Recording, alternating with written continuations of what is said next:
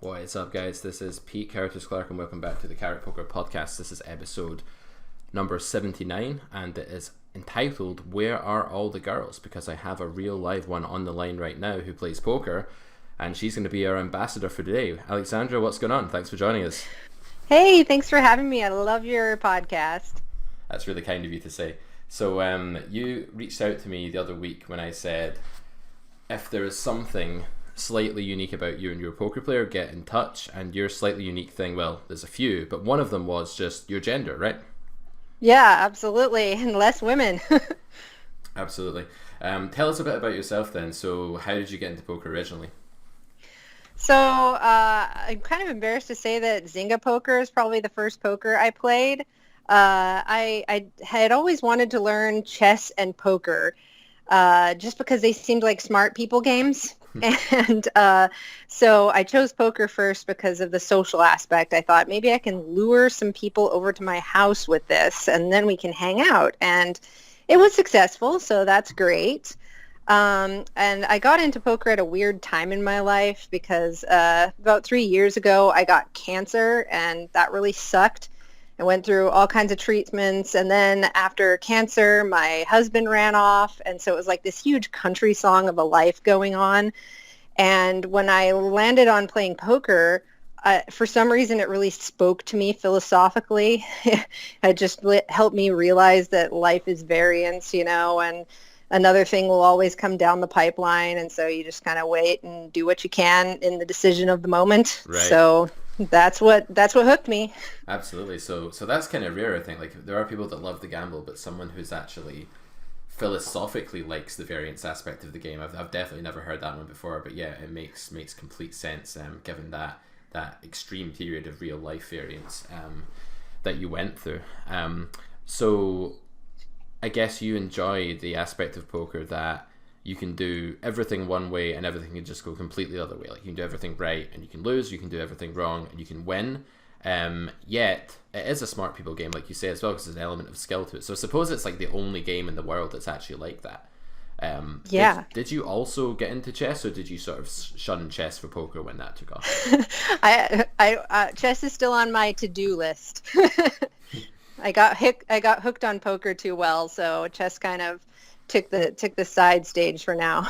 Yeah, I actually have a series of articles on my site, carrotcorner.com, called Chess, Poker and Life, and they're kind of about, it's a 5-part series, you can find it on there, and it's kind of about the differences sort of philosophically between the three things and like how they interact in various ways, like how they interact in terms of skill, luck, like how all these things play into it basically. So I'd recommend to any viewers that like chess and poker check that out. But my story with chess was that I used to play competitively and it used to drive me insane, so I'd like go for a weekend tournament and end up like being silent over dinner with my girlfriend, who'd nicely accompanied me to some random shitty little place in Scotland where the event was being held. So I found chess really, really adversarially stressful. Like, in poker, there's other people at the table changes all the time, and maybe you play like one or two hands with somebody, but in chess you're literally playing the same opponent for like 4 hours, and then you do one silly thing and you lose to that guy and you hate him by the end of the 4 hours. You've never spoken to him because he doesn't have any social skills, but you hate him.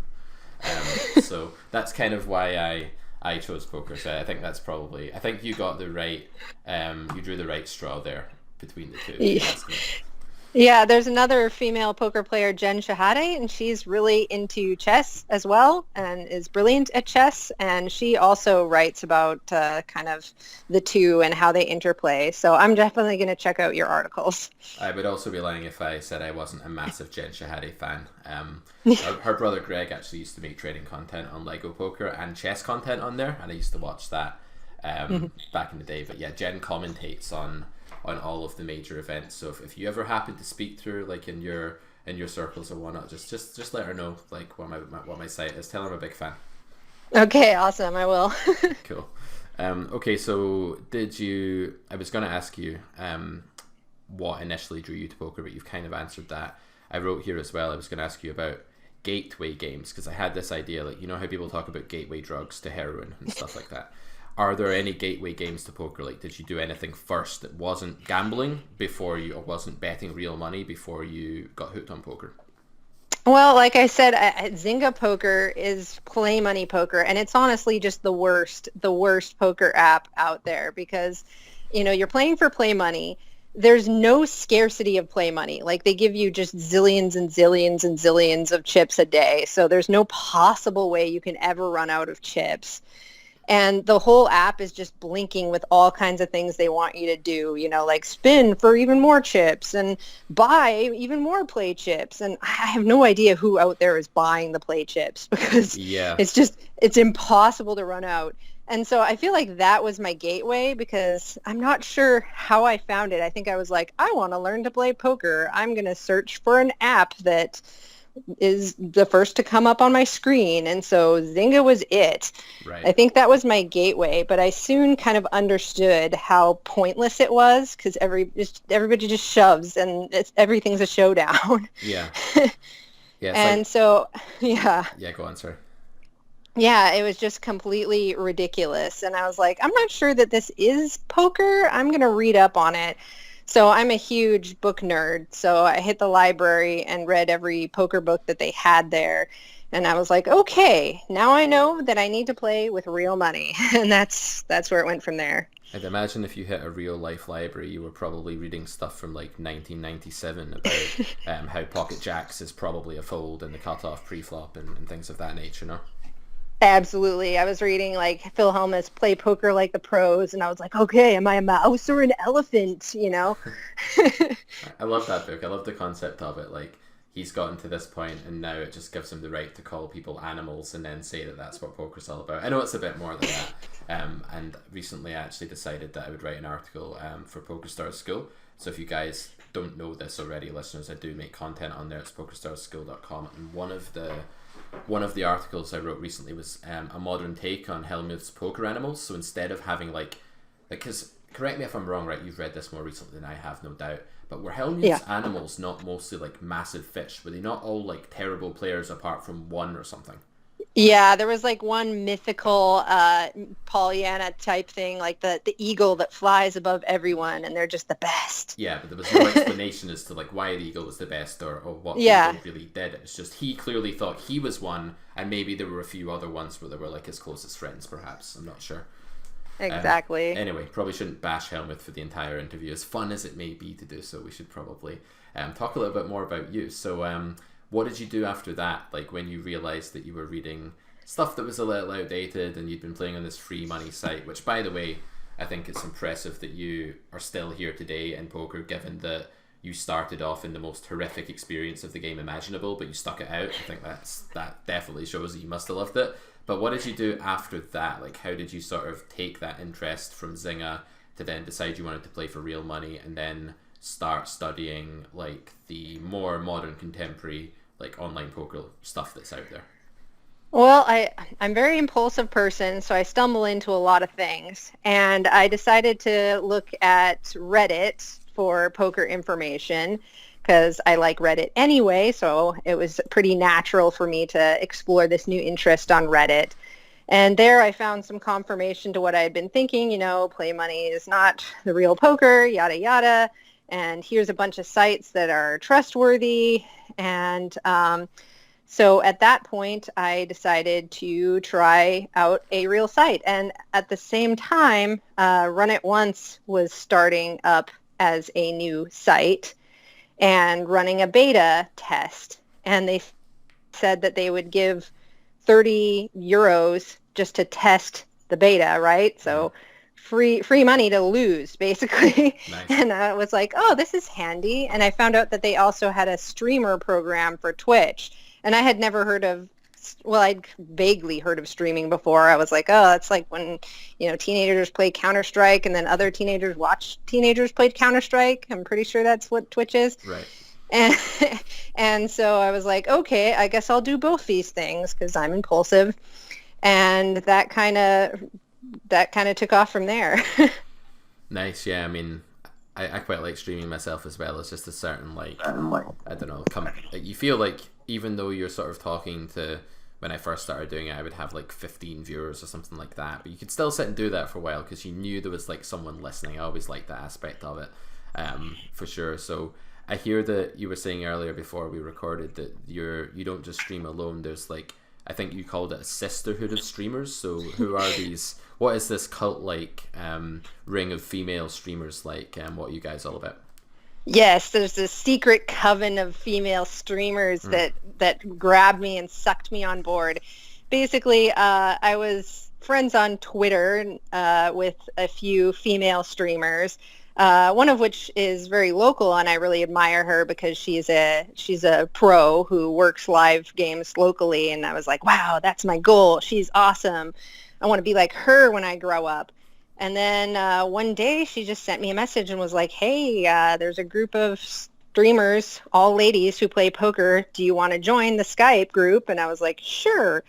And there's a Skype and a Discord and a core group of like 16 ladies who all support each other when we're streaming. So like if one lady goes online, she drops a message in the Skype and everybody pours into her stream and showers that lady with bits and happiness and support. It's like this big hug group of love. So it's definitely different than the male experience, I think, streaming. Yeah, we're kind of solitary lone predators, you know, just sort of stalking, trying to find weak poker players to beat up on and take all the money from. That's us in a nutshell. But no, that's really nice. I think it would have been good if I had something like that when I first started getting into streaming, because it's pretty difficult, as you probably know, on Twitch, when you first start there, to like build up a following when your channel's relatively new and stuff. Yeah. So what is your channel called on Twitch? So I'm Queen of Diamonds on Twitch, and it's especially difficult for me to build a following because I'm not good, right? Most of the poker streamers that are successful on Twitch are successful because they're amazing at poker and they can talk about their strategy, and people who want to learn come to their channel. But I don't have that to offer. All I have to offer is that people can sort of watch my journey as I struggle and learn and slowly improve. And I get to watch my own journey too, you know, by recording it on Twitch, which is also kind of handy. Another thing is the ladies night group. They call it Ladies Night in Poker. They even started a website, ladiesnightinpoker.com, and they have every Friday night a tournament that the ladies host, and men can join too, but there's like bounties on all of our heads. And so I've kind of gotten a lot more people interested in my channel just through that, because, you know, they know that all of us ladies are playing together, so they hop around to each of our channels to check it out. Nice. Good. So what is it like then stepping into this? There's two ways in which I would say like you're a little bit different to my regular guests. You're actually quite similar in the sense that this channel is this podcast is kind of all about just like the struggle of the common poker player. Like, it's not about bringing on Daniel Negreanu and being like, tell me about the casinos you flew into by helicopter this week or anything like that. It's very much like, you know, let's track the real toil and pursuits and journeys of people who are just getting started in the game, and like what are the obstacles they face and stuff. So in that sense, you're very typical, but you're probably, from what you've told me so far, you're probably a newer player than like one of my students that would be having private coaching and has maybe played for a few years but is still an amateur player. And also, you're a girl, right? So you're maybe in the, I don't know, 0.5%. It's hard to say, right? Because even when we talk about a hand, it's always, I wonder what his range is here. Like, I wonder what he's got. We're probably right to use that pronoun, like, the vast majority of the time, but like, you can get a poker table, you can get a guy that comes on a poker table and like his avatar will be a girl and his picture and his screen name will be like, I don't know, Claire 533, and we'll still be like, that's definitely a guy pretending to be a girl. So you know, I do the same thing whenever I'm writing notes. I'm like, yeah, you know, he had this. I just assume. Yeah, it's like you can literally have a picture of yourself and be a female on a poker site, and the community will still be like, that's a guy with a girl's avatar. So what is it like stepping into an environment like that? Because when I imagine it from my point of view, I guess it would be like me stepping into, I don't know, like fashion design or like hair and makeup or something like that. So what's that like? Well, I think that the where I see it the most is on Reddit, actually, because on Reddit everyone is also assumed to be male. Mhm. And so a lot of guys will just kind of be really rude to me on Reddit and, definitely call me all kinds of names that are appropriate for men, I guess, Yeah. not women. And so I noticed that there. I'm definitely assumed to be male on Reddit. I think that what's great about Twitch is, you can get on camera and then they know that there's an actual real live woman there. Yeah. And of course that's a danger too, because you can get rude people in chat. But I find that, Twitch actually has a pretty nice community in general. There's a few a-holes out there, but Yeah. it's better than like YouTube, which, the commenters are often the lowest forms of life on the internet. Yeah, I agree. I mean, it's the same for me. Like, I think whether, like, whoever you are, like, whatever level you're at, whatever gender you are, whatever, like, you're always going to get people who come on and attack you. It'll just be for a different reason. So you may get rude comments because you're a woman from, like, certain... we can probably say assholes on the podcast. It's probably fine. From certain ones of those. And I'll get comments like the other day, like, this guy is so incredibly boring. Like, his voice is so monotone and boring. And I was, like, really offended by this because... like, I've been making training content and speaking about poker for years, and no one has ever said that to me before. I was like, shit, is that what they're all just thinking? But I guess, like, the message is that in an environment like poker that's quite competitive and adversarial, like, you can't let that stuff bother you, right? You just kind of have to let it wash off you, I suppose. Yeah, first of all, your voice is awesome. I love your accent. And second of all, yeah, there's always a lot of criticism. My most common criticism is actually just, you suck at poker. And I'm like, well, duh. So it doesn't really hurt. Yeah, that is like the most offensive thing that anyone can say to anyone in this industry, though, because let's face it, we all have, not all of us, right? But many people in poker have immensely huge yet immensely fragile egos. And because of that, you suck is probably the single most horrible thing that anyone can say to the average player, because they are building up themselves, they're working on their game. And I mean, I had a student once that was like, he literally told me at the start, he said, don't ever criticize me because I can't take it. I won't take it. So this will only work if you don't criticize me. I was like, I can't do that. It's my job to criticize you and tell you what you need to do better. So ego, man, it's a big thing for poker players, for sure. Well, that's one of the benefits of being a bad player on Twitch is I actually have a tag on my Twitch, Backseat Gaming Allowed. And what that means is I'm happy to hear what people have to say to critique my play. Yeah. So it's kind of like I'm crowdsourcing coaching sometimes. Yeah.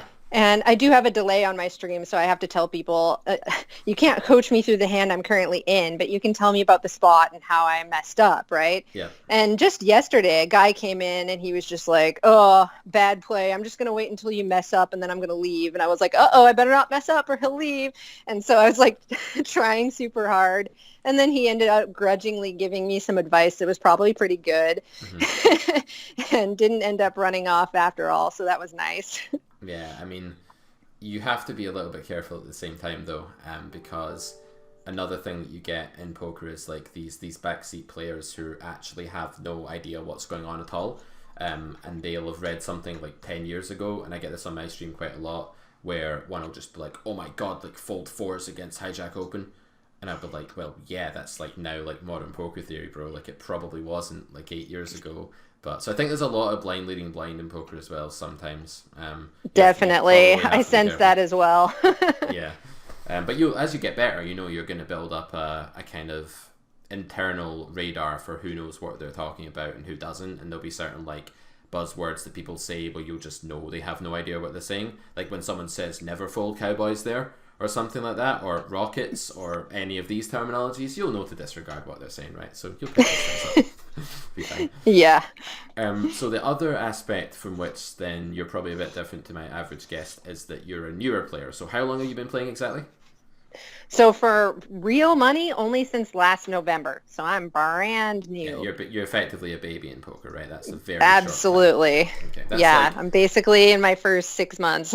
Yeah, absolutely. Like I don't even think that you can really move your head like in a full rotation yet, like in baby terminology. Like you're probably just sort of there looking at the ceiling kind of thing in the baby seat at this point. Yeah, I'm trying my best. I'm spinning my gears and reading and studying and taking notes and going through hand histories and trying to figure out what's wrong.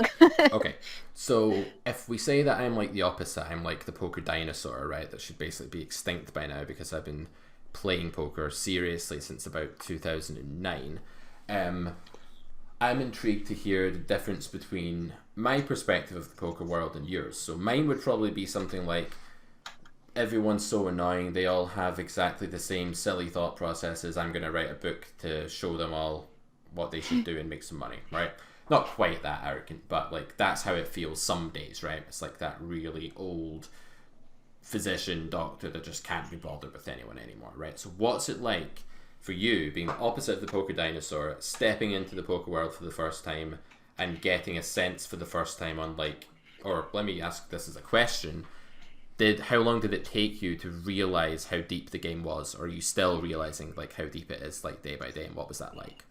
Oh, day by day. I love that's one of the things I love about poker is it's such a rabbit hole of information. And I remember when I was first starting and reading about it, I was told that, and I didn't quite grasp it, the full scope of it until later on. You know, I started listening to all these podcasts, and at first I couldn't make heads or tails of what anyone was talking about. And the same thing was in Reddit, you know, just the terminology being thrown around, and I could not cope. But yeah, it's weird being new on the scene because there is so much information. It's easy to get conflicting information, bad information, or information overload, or to, you know, get fancy play syndrome, or, you know, be working on something that is really not my level yet. You know, I can work on some low-hanging fruit instead. And the other thing is, you know, you read so much about, oh, it's table selection, and if you don't spot the fish at the table, it's probably you. But you know what? That doesn't work when you're first learning, because of course I'm the fish, right?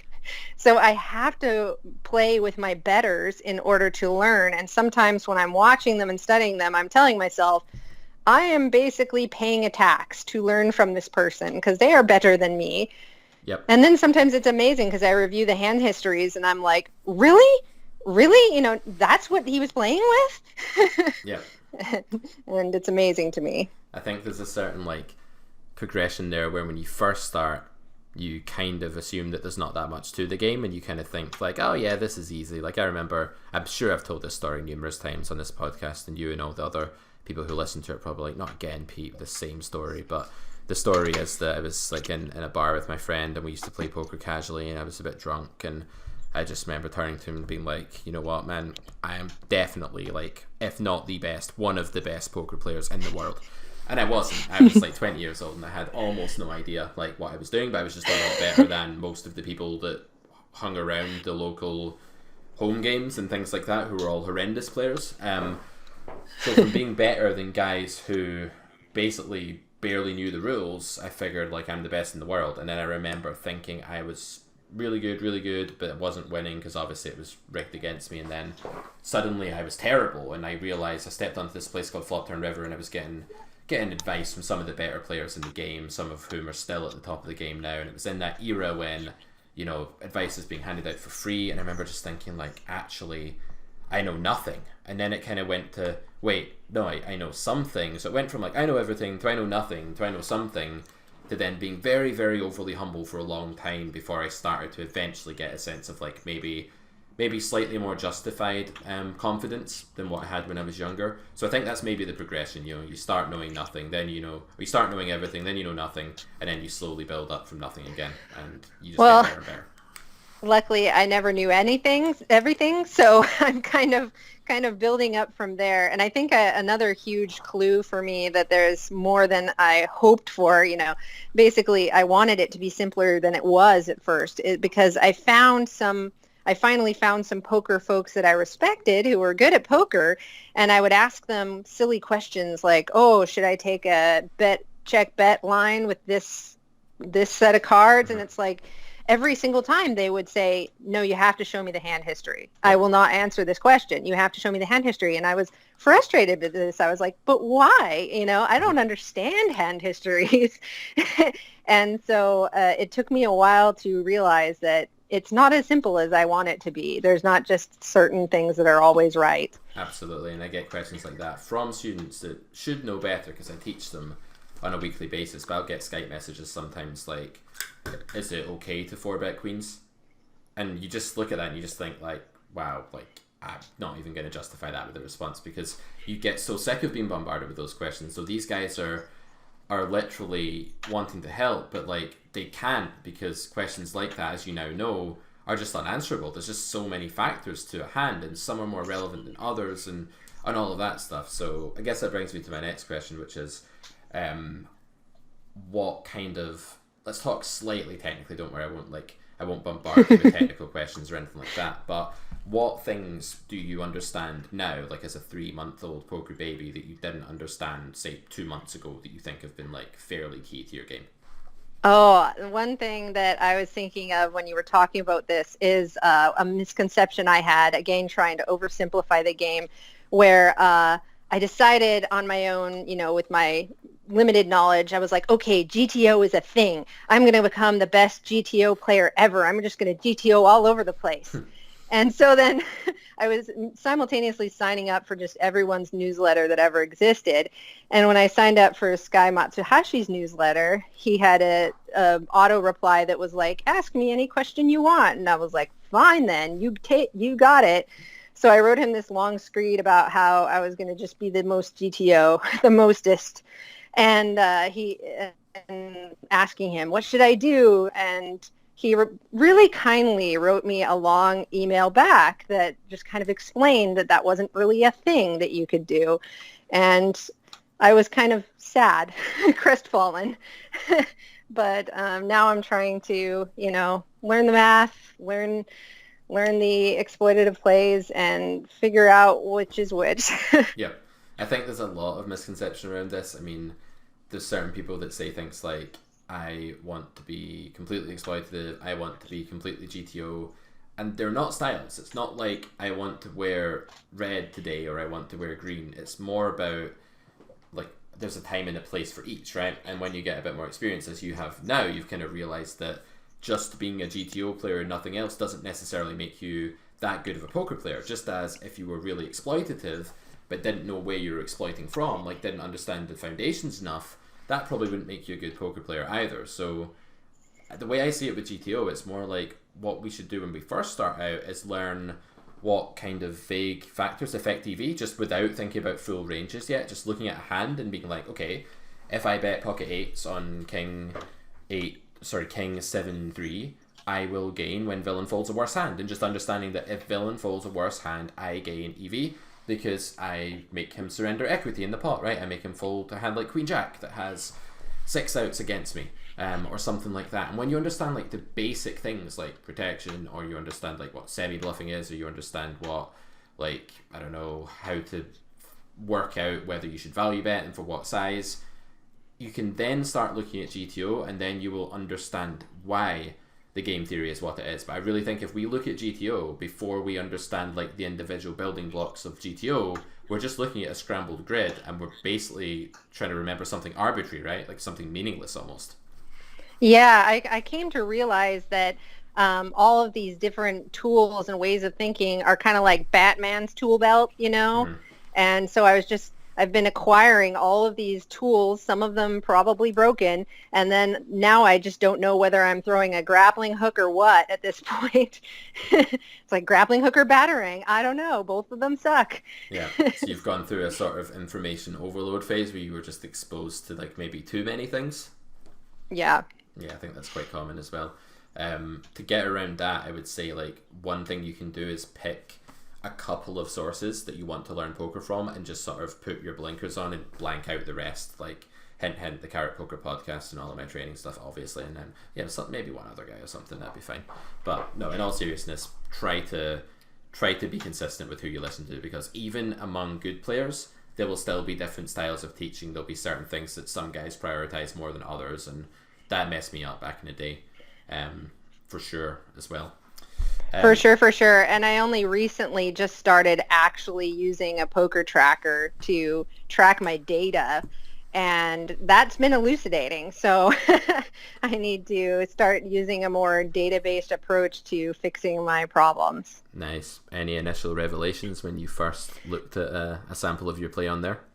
Oh man. Well, the problem is I often don't know where to go from the data that I'm looking at. I'm like, oh my gosh, I'm bleeding to death from the blinds. What does that mean for what I should do? Like, does it mean I need to tighten up in the blinds, or does it mean the opposite, that I need to 3-bet more instead of just calling in the blinds?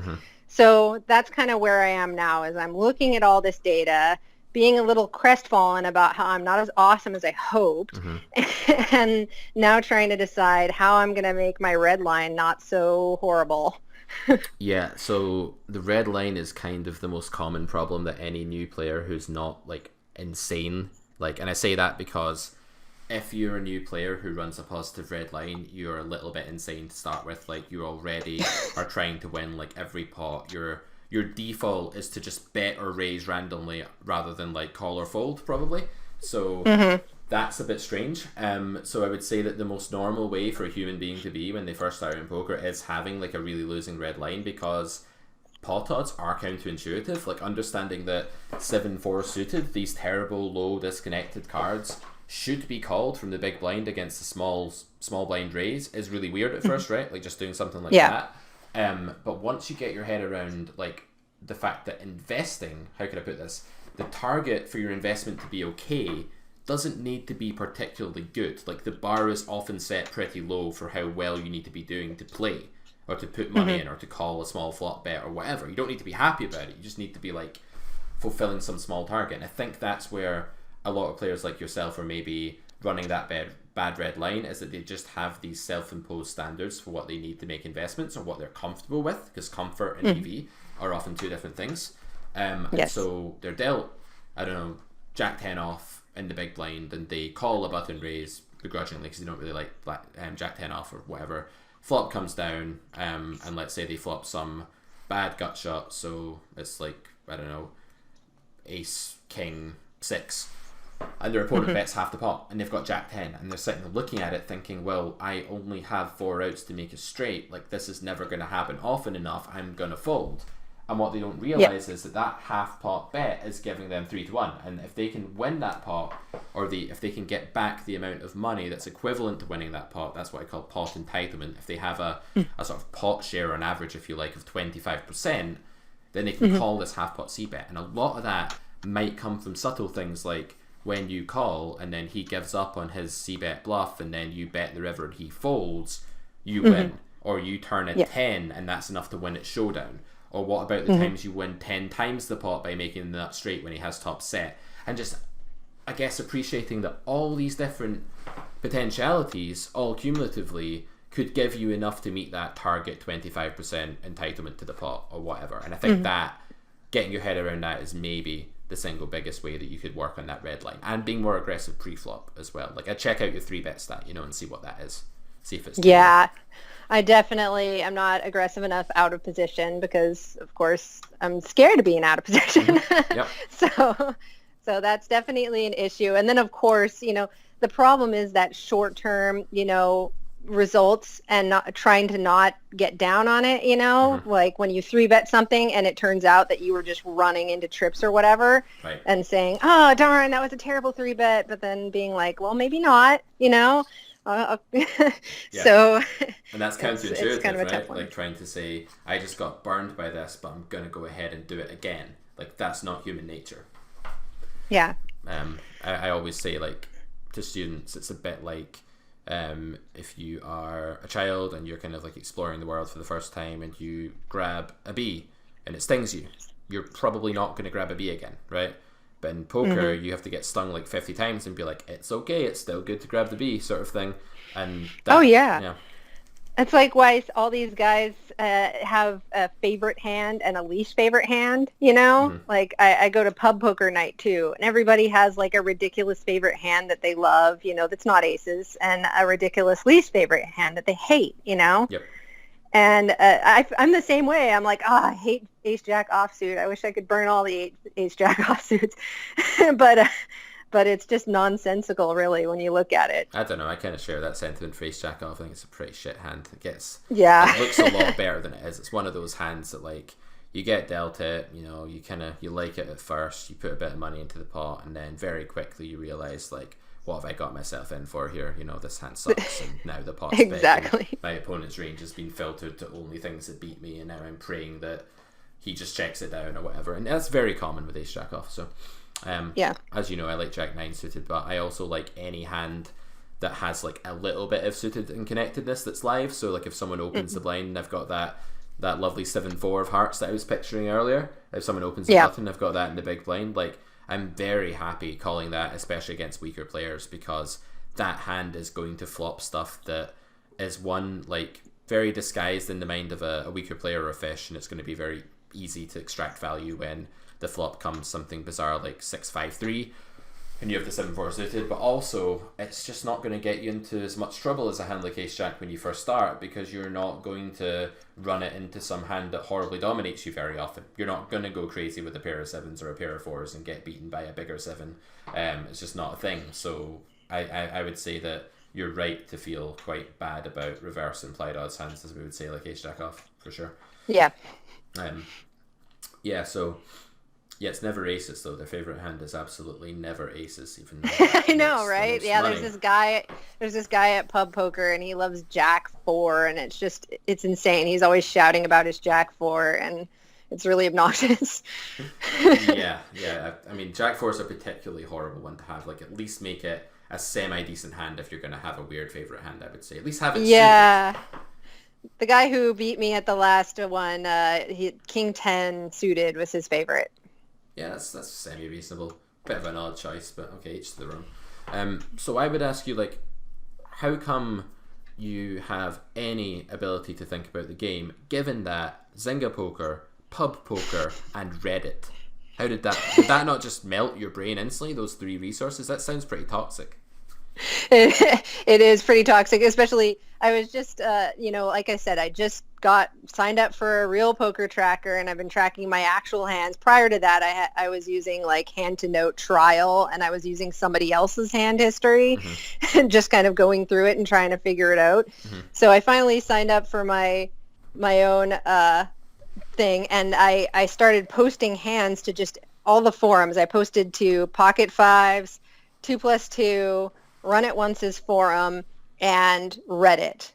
And it's really funny, just the tone of answers and quality of answers I got from these different sources. Yeah.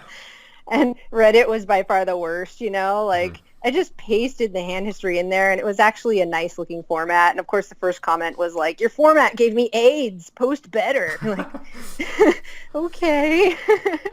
I actually didn't check Reddit for like a day afterwards, after I posted the hand, because I was like, all right, I need to be prepared for the abuse I'm going to receive. Yeah, poker forums are something that I'm very, very glad that I no longer have any part in. The only 2+2. 2+2 was also pretty brutal. So, but Run It Once's forum was the friendliest. I got several friendly answers, and I was like, oh, good. So I'm gonna focus on that one. When you get a bit better, right? When people get a bit better, I should say, and they're not terrified of their own inadequacies anymore, like on Run It Once, where they've put in a bit of work and they're paying for subscription, they're seeing some results. Guess what? The whole ego mad people don't really ever get that far. So the ones that are horrible are also terrible, and that's why when you're in a free forum, that as you probably figured out, like that's why Reddit is the way it is, and that's why Run It Once is the way it is. And I think just stick to the places where you don't get as much toxicity, and generally the more toxic the feedback, the more wrong the feedback will be as well. That's a pretty reliable correlation in this game. Oh, it's so true. I was just thinking earlier when you were talking about, playing weird hands and how those ones can sometimes hit. I was thinking of a casino experience. The first time I went to my local casino, and I was just really nervous. And I sat down. I was in the big blind, and it just checked around to me. So I was like, whatever, I'm checking this 6-2 offsuit. And then the board came down with 2 6s, and I was like, oh, yay, and this guy was just betting into me. I won $250 off of him at a 1-3 table that day. And he got so mad, and he was like shouting about position and this is a bullshit game, and just like stormed off. And I was like, okay, what's going on? Yeah. Just happy that you've got the $250. It just makes you Exactly. feel even less bad than you already did when something like that happens. Not that you feel much sympathy for people in poker, at least I don't, but when they do that, you're kind of just like, yeah, you were probably not going to use that money very well anyway. You're a bit of a douchebag. Exactly. Yeah. He was several drinks in anyway. Yeah, I mean that is the worst. Like, and I think it's terrible for the game in so many levels. It's unprofessional. It makes poker look like really seedy, like it's just some kind of outlet for people's emotions, or it's just gambling or whatever.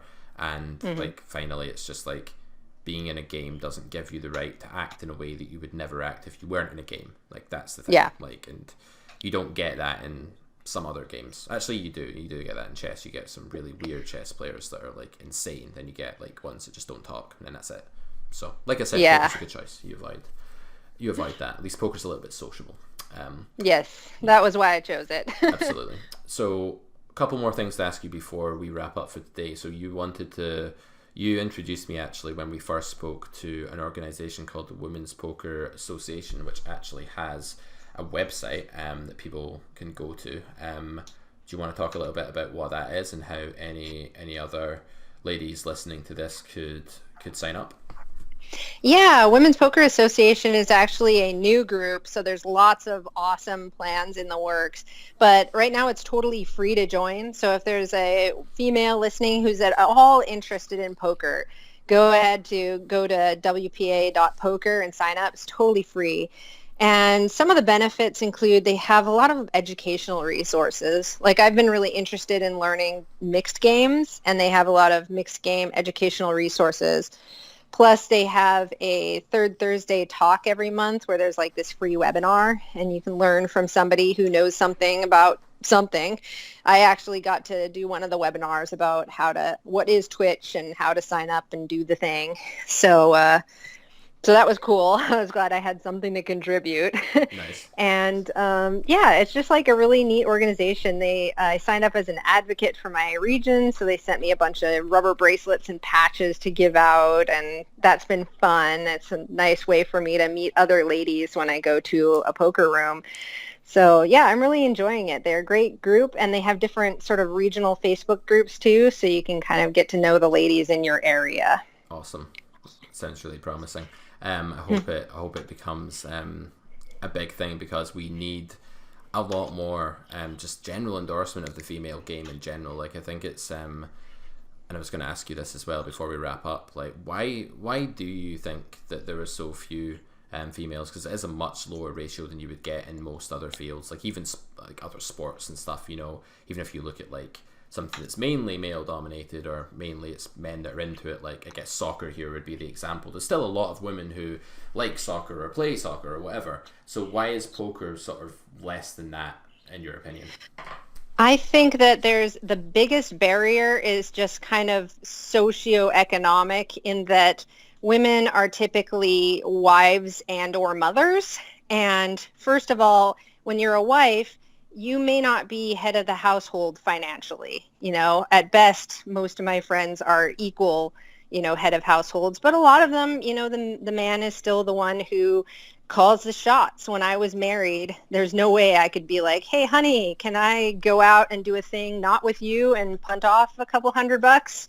Like, yeah. That wouldn't have flown at all. Mm-hmm. And secondarily, kids, childcare is an issue. And, I didn't have the freedom to go play poker until I was a single mom. And if you've never asked your mom if she can babysit the kids while you go gamble all night, it's not fun. It's not fun. Yeah, I think I would just draw the line at asking my mom to babysit the kids. Like, I'd just probably draw it there, like, let alone to gamble all night or anything else. But yeah, so one, then let's move forward as a society and stop living in the fucking Stone Age by the sounds of it. It sounds like you and your friends have been with especially Stone Age men perhaps, but maybe if we can all move forward and like treat each other with a bit of respect, we can get more women into the game. That's part of it. And also just like, yeah, like don't have kids. Just like if you're young, you haven't have kids, take up poker instead. Sounds like more fun. Poker will be your child. Absolutely. Poker will care for you when you're old. Yeah, or maybe not, because when you're old, you're probably just gonna be so far behind the times and just become a losing player. Like, I'm dreading that. I'm like, how long do I even have in this game now? Like, I'm 33, you know. Gonna make it to 40? Like, who knows? Fast game. It evolves quickly. But yeah, I think we need to do everything we can to get more women into the game in general. So Women's Poker Association sounds like a really good shout. Girls out there, check it out.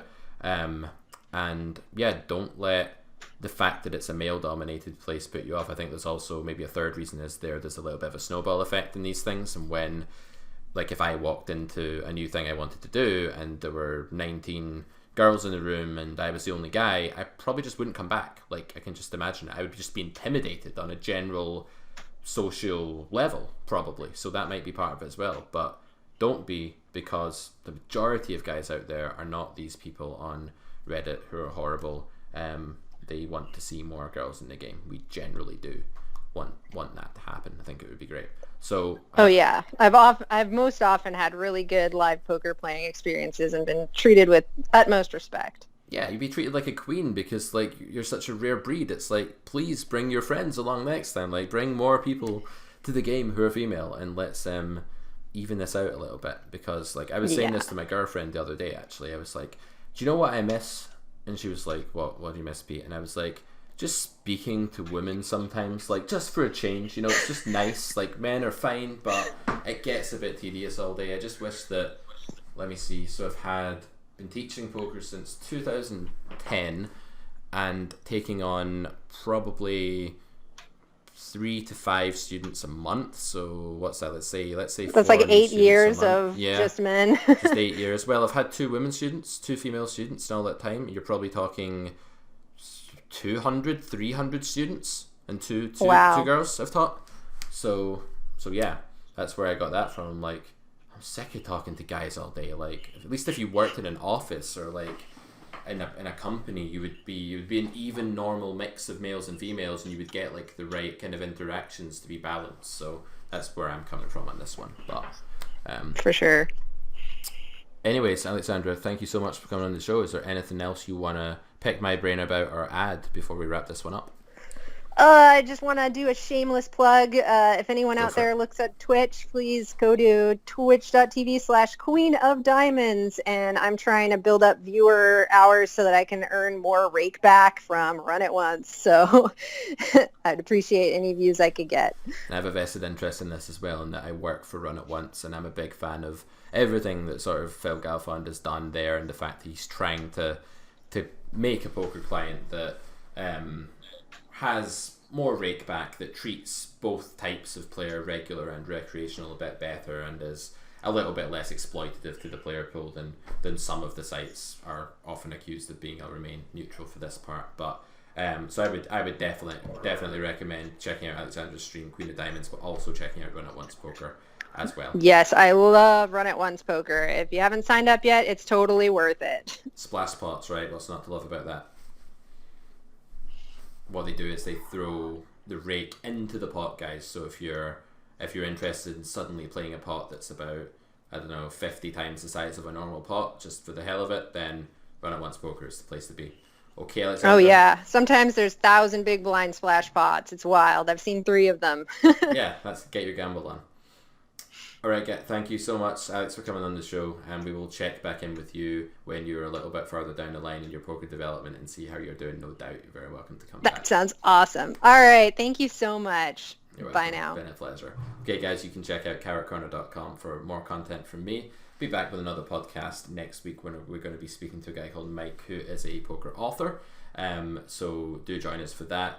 And in the meantime, if you want to be on the show, then just simply send me a message on Skype. You can get me as characters. You can email me admin@carrotcorner.com as well.